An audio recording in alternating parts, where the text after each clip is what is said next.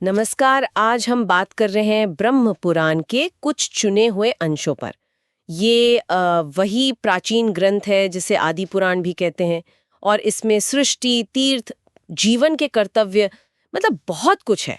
बिल्कुल। सृष्टि की रचना से लेकर तीर्थों और जीवन के कर्तव्यों तक काफी विस्तार है इसमें। हाँ, तो आज देखते हैं कि इन अंशों में से क्या खास निकलता है, क्या जानकारी मिलती है। जी, हमारी कोशिश यही है कि इन सदियों पुरानी बातों में छुपी जानकारी को समझें, देखें कि आज क्या मायने रखती हैं ये बातें। तो सबसे पहली बात जो इन अंशों में उभरती है जी। वो है सृष्टि की रचना। जाहिर है ब्रह्मा पुराण है तो। हाँ, ब्रह्मा जी बिल्कुल केंद्र में। हाँ, यहाँ वर्णन है कि कैसे उन्होंने वो मरीचि, अत्रि, दक्ष प्रजापति जैसे मानस पुत्रों को उत्पन्न किया। जी, जिनसे सृष्टि आगे बढ़ी, ये एक तरह से पूरी वंशावली की शुरुआत है। और दिलचस्प बात यह है कि इन अंशों में ना समय की विशालता का भी एहसास कराया गया है। अच्छा, कैसे? जैसे ब्रह्मा जी का एक दिन, वो मनुष्यों के अरबों वर्षों या कई युगों के बराबर बताया गया है। अरे बाप रे, अरबों साल। हाँ, ये हमें मतलब ब्रह्मांडीय पैमाने पर सोचने पर मजबूर करता है कि हमारी समझ कितनी छोटी है। सही बात है। अच्छा, समय की इस विशालता के साथ ही इन अंशों में कुछ खास जगहों को भी असाधारण महत्व दिया गया है। जी हाँ। जैसे पुष्कर, उसका जिक्र तो बार बार है। हाँ, पुष्कर का विशेष उल्लेख है। सिर्फ पवित्र ही नहीं बल्कि उसे ब्रह्मा जी का मुख्य स्थान बताया गया है और वहां स्नान दान का फल भी मतलब बहुत ज्यादा बताया गया है। जी हाँ। तो क्या पता चलता है इन अंशों से? मतलब पुष्कर में ऐसा क्या खास है, क्यों इतना महत्व? हाँ, देखिए, सूत्रों के हिसाब से पुष्कर वो जगह है जहां ब्रह्मा जी ने सृष्टि यज्ञ किया था, एक बहुत बड़ा यज्ञ। और वहां 3 मुख्य सरोवर भी हैं जिनका संबंध त्रिदेवों से जोड़ा गया है, ब्रह्मा, विष्णु, शिव। अच्छा, ये तो रोचक है। जी। और इन अंशों में ना वहां होने वाले खास यज्ञों और पूजा विधियों का भी जिक्र है। माना जाता है कि इन्हें करने से पाप नष्ट होते हैं, अक्षय पुण्य मिलता है। तो ये सिर्फ एक भौगोलिक जगह नहीं है, इसे एक तरह से आध्यात्मिक ऊर्जा का केंद्र माना गया है। ये तो हुई स्थान की बात, पर ये अंश जीवन जीने के तरीके पर भी रोशनी डालते हैं ना? हाँ, बिल्कुल। हाँ, धर्म का उल्लेख है, जैसे वर्णों और आश्रमों के कर्तव्य, गृहस्थ के लिए अतिथि सत्कार, पितृ श्राद्ध का महत्व, ये सब। सही कहा।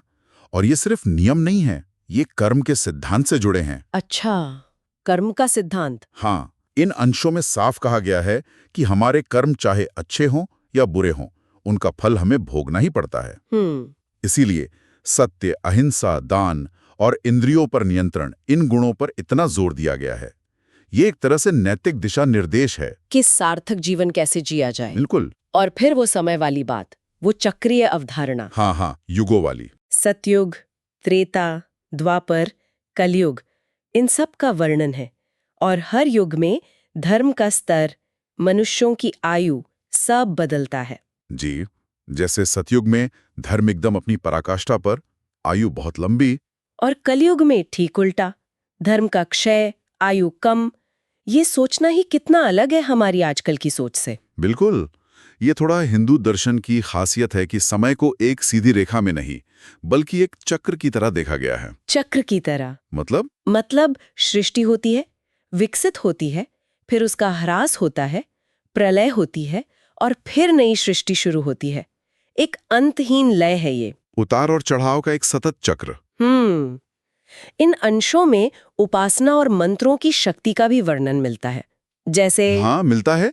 खासतौर पर ओम यानी प्रणव का उल्लेख है। हाँ, प्रणव, उसे परब्रह्म का प्रतीक बताया गया है और अत्यंत शक्तिशाली। जी, प्रणव और अन्य मंत्रों को केवल शब्द नहीं माना गया है, बल्कि ऐसी ध्वनि तरंगें जिनका जाप करने वाले की चेतना पर गहरा असर पड़ता है। अच्छा। इन अंशों के अनुसार यज्ञ और देवताओं की उपासना, ये व्यक्ति को दिव्यता से जोड़ने और जीवन को पवित्र करने का माध्यम है। तो ब्रह्म पुराण के इन अंशों को अगर हम देखें तो सृष्टि का पैमाना, पुष्कर जैसे स्थान का महत्व, कर्म और धर्म के नियम, जी, समय का वो चक्रीय नजरिया और मंत्रों की शक्ति, कितनी सारी परतें हैं एक ही स्रोत में। सच में ये अंश हमें उस प्राचीन भारतीय मनीषा की झलक दिखाते हैं जिसने हमारी संस्कृति और जीवन दर्शन को सदियों तक दिशा दी है। ये सिर्फ कथाएं नहीं है। नहीं, बिल्कुल नहीं। ये जीवन के गहरे सूत्र हैं।